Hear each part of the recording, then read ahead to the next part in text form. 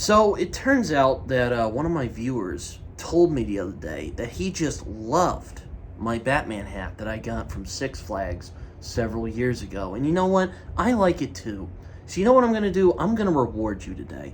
I'm going to wear it in honor of this special occasion, which is my second review back on BookTube, doing my thing and reviewing books. And whatever I feel like reviewing as well. Also, hopefully I'll start reviewing comics on here. Anyway, so the book I'm going to do today is a book that I kind of heard about from another reviewer. I read on Goodreads. I'm on there a lot. I do book reviews. I write them. They're probably a lot better than the book reviews you'll find on here, which is just me rambling about why I enjoy these books. But you can go check me out on Goodreads if you want, or Letterboxd if you want to read my movie reviews. But this book, I heard from my friend Kemper on Goodreads. And if you know who Kemper is, I'll link him down below. He's a funny dude, great guy. He's a great guy to listen to if you really want good crime fiction recommendations. And as someone who is a big crime fiction fan, and that's always sounds good for me. The book I got today, though, was recommended by him, but I was also interested in it because I'm a huge fan of football, if you didn't know already. I'm a huge fan of football. I even run a football podcast with my dad called Days of Our Sooners. I'll also link that down below. And for the occasion, I got my Sooner garb on, Boomer Sooner for life. I'm also a fan of the Cowboys, so don't want to talk about that too much. But yeah, the book I'm talking about today is The Prophet by Michael Koryta. Koryta, yeah.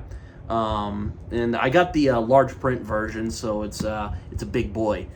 But whether you enjoy football or not, I still think that The Prophet is a fantastic book. It's a book that reminds me a lot of Dennis Lehane's books, which is funny to mention because, oh, look who's blurbed right there. Yes, that's a Denise Lehane right here. Yeah, so he's also blurbed, so it's definitely not on purpose. But yeah, this book reminded me a lot of Dennis Lehane because it's not much about the crime aspect itself, but more of how crime affects normal people. And there's also a lot of football in it, so if you really like that, you'll get a kick out of this. But also, if you really like great characterization, great writing, crisp storytelling, you'll really enjoy The Prophet as well. And that's really what I enjoyed about The Prophet. The Prophet is a poignant exploration of grief, the nature of trauma, and just how long-lasting trauma can be, how guilt can just completely destroy your life. And eventually, this book even goes about redemption and atonement. The two main characters of this book are brothers. They are very damaged after a horrendous experience that they went through when they were younger. Their names are Adam and Kent. Adam is a what you would call a kind of sleazy private investigator type. He has a private investigator license, but he's a bail bondsman. He catches people who skip out on their bails. And his brother Kent is a well-known football coach. And his brother Kent is a football coach, and he is the very much acclaimed football coach of the local high school football team in Ohio. So he's like the Urban Meyer over there. The two brothers are all the more different, except the fact how they dealt with this particular tragedy, which I won't spoil for the case of the book. I mean, it does mention it back here, but I won't spoil. But they went through a really horrible tragedy when they were younger, and the way they've reacted to that tragedy has caused them to drift apart over the years. And they're both very different. Adam is kind of a sleazy guy, kind of hangs out with a lot of, let's just say, less than noble individuals. And Kent is a deeply religious, doesn't swear, generally beloved by the town, a good guy, a very sympathetic, very good guy.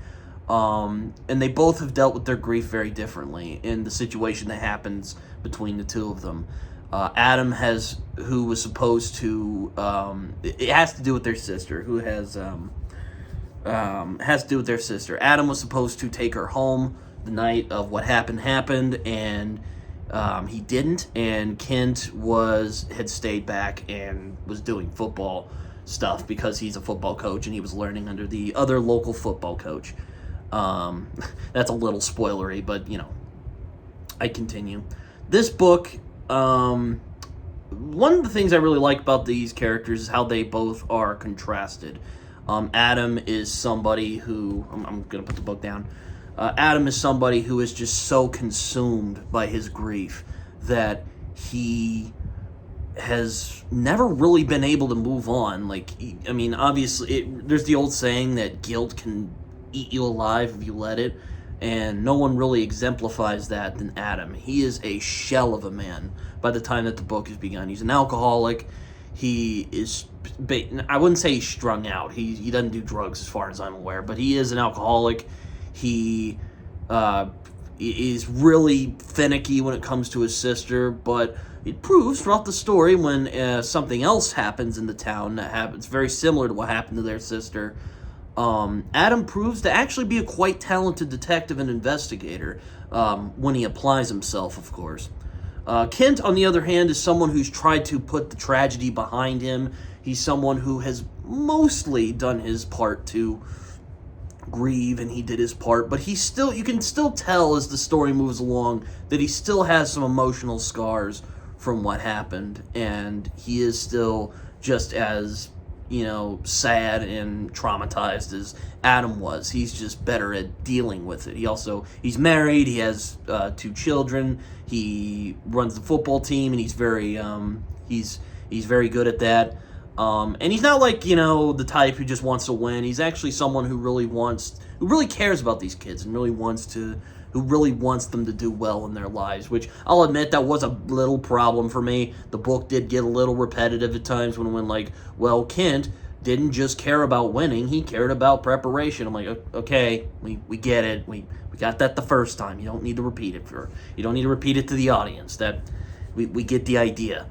But aside from that, I really liked the core of this book is about the brothers' relationship, how they deal with this tragedy, and how they're forced to come together when something else happens, which I won't go into too much. Really, the strongest aspect was the characterization. I loved the characters in this book. They're all very fleshed out, very well developed. They have their personalities, their differences, and it also makes the tragedy all the more tangible. You know how I mentioned in The Devil Takes You Home that I didn't feel anything for the characters? In this, I did. Like I often like to say, okay, it doesn't matter if you have a social message or anything like that in your books, and I know that sounds like I'm one of those anti-SJW type of people. I'm not. I don't care about any of that. But good characters make a good story. And if you don't have that, then why the hell am I talking about this book? And The Prophet does that very well. Now, it does cover themes such as the ones I brought up: trauma, grief, redemption, and atonement. But it's also a story about these characters dealing with the fact that dealing with this horrible tragedy, and then another tragedy which happens, which, if you read the book, the back blurb here, you probably get what happens. Again, I'm trying not to spoil, but yeah.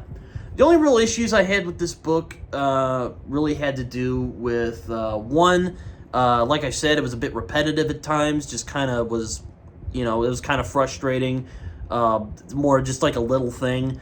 And the second one is that I didn't love the reveal, because this is a mystery, this is a murder mystery, who did it, and all that fun stuff.